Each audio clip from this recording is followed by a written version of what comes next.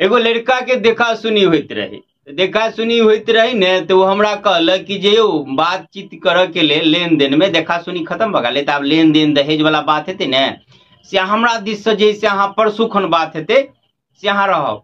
हम कहली ठीक है रहब।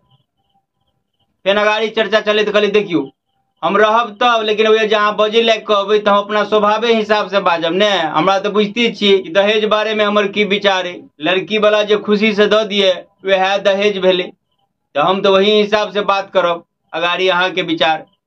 तो लड़का कनी काल सोच के कह रहा है अच्छा ठीक है अहाँ के विचार का फोन कह देव। उसके बाद दोबारा हमरा फोन नहीं केला।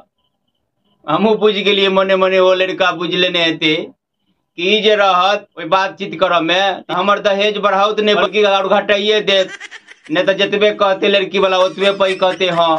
एकरा बातचीत में राखब में कोनो फायदा नहीं, ते हमरा जैसे दोबारा नहीं फोन केला।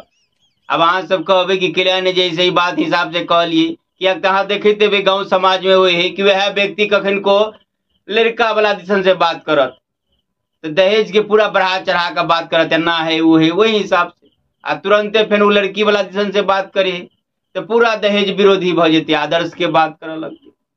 लेकिन ये दू रंग के रोल केना हमरा पुते तो संभव नहीं। आप जे अंदर के जे विचार अहाँ के रहत स्वभाव रहत कितनो करबे तो प्रकट भइए जात। कहल गेले कि अहाँ जेहन चिंतन करबे जेहन विचार अंदर के रहत उ तो दिखाइए जात। अभी बात के कनी और जैसा गाड़ी फरचिया के बताएब ओइसे पहले एक और प्रसंग सुना दी छी। अगला प्रसंग आई जे सुना बजार जे दोनों सत्य प्रसंग है नहीं कि कोनो बनावटी है, खाली नाम स्पष्ट नहीं कर रहल छी, बाकी सब सत्य घटना है। एक महाशय से हो जैसे वो अपना समान समारोह में हमरा बजौल, समान समारोह रहे इनमें बहुत अतिथि सब रहे, अभ्यागत सबके बजेने रहे। ओना कहने उटकरी हमरो रहे लेकिन हम बिसर गए रही। तो उस समय पर जखन जे समान समारोह होते रहे एकाएक फोन आयल तो हम जे जना ही रही याद आबि गेल तो चिल पड़ली। तो इस समान समारोह में देखली कि वही महाशय के सपोर्ट में ओकरा तारीफ में सब आदमी 2 लाइन 4 लाइन बजे। हमरा लागल कि हमरो बाजा के मौका हो।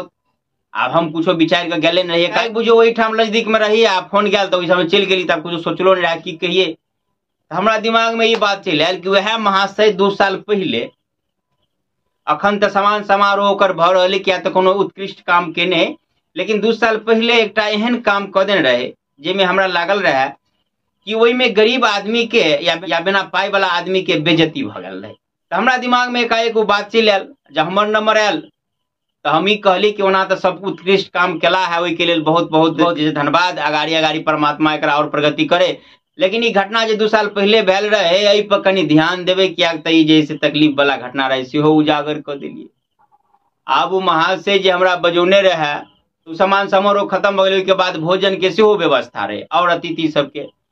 तब वो हमरा दिसन के लिए अब तकबो करत अकेले कहत भोजन कर ले के लेल हम बुझ गेलिए मने मने कि बुझ गेले कि हम एकरा तो समान समारोह में बजौने छलिए कि हमरा समान में किछ कहत कि तो उल्टे सीधा बाज दिल के। हम मने मने बुझ गेली कि एकरा ई बात से तकलीफ भ गेल, इनकी करबे स्वभाव के कारण से बजा गेली। हमरा नहियो कहलत और सब अतिथि बैठे रहे भोजन में, ओई में जाकर भोजन करे ला बैठ गेली। भोजन के लिए मने मने सोच लेलिए कि अभी दोबारा कोनो कार्यक्रम में हमरा नहीं बजाओ। अब अहाँ सब कहबे कि अहाँ एना कह के ला दी छिए हम यह कहब की करबे, स्वभाव होय छै। अहाँ जेकर चिंतन करबे जे कुछ सोचबे वही हिसाब के अहाँ के स्वभाव बन जात।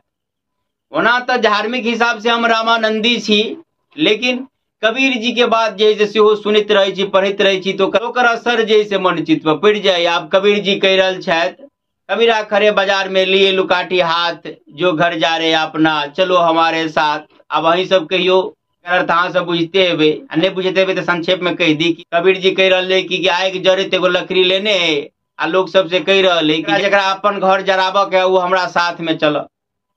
बुझ लियो कि कोई जेते ओकरा साथ में, लेकिन कबीर जी के कोनो परवाह नहीं कि हमरा साथ में लोग जाए न जाए, अपन जो उद्देश्य है से बता रहे। ओना लाइन के मार्मिक अर्थ तो कुछ और हुए है आ बहुत कुछ हुए अहाँ सब जानते हैं, लेकिन आमतौर पर जो अर्थ हुए से अहाँ के बतेलिए कि कबीर जी के बात से कोनो परवाह नहीं कि हमरा साथ में भीड़ जात कि नहीं जात, तेना ही है। हमरा इस बात से कोनो परवाह नहीं कि दोबारा वो महाशय चाहे दहेज वाला बात में बजाओत कि नहीं बजाओत या फिर उस समान समारोह में बजाओत कि नहीं बजाओत, स्वभाव के हिसाब से जे कुछ कह के रहे वो कह दिलिए। ओना ये हमर विचार अहाँ सबके केहन लागल सेहो कमेंट कऽ के बतायब। ओना समाज में एहन होइ छै कि आदमी गिरगिट जकाँ रंग बदलैत रहैया समय के साथ, ई बात हमरा से तो संभव नहीं है। आ अंत में कबीर जी के फेन एकटा लाइन कहैत वीडियो से विदा ल रहल छी। कबीरा खड़े बाजार में सबके मनावे खैर, ना काहू से दोस्ती ना काहू से बैर।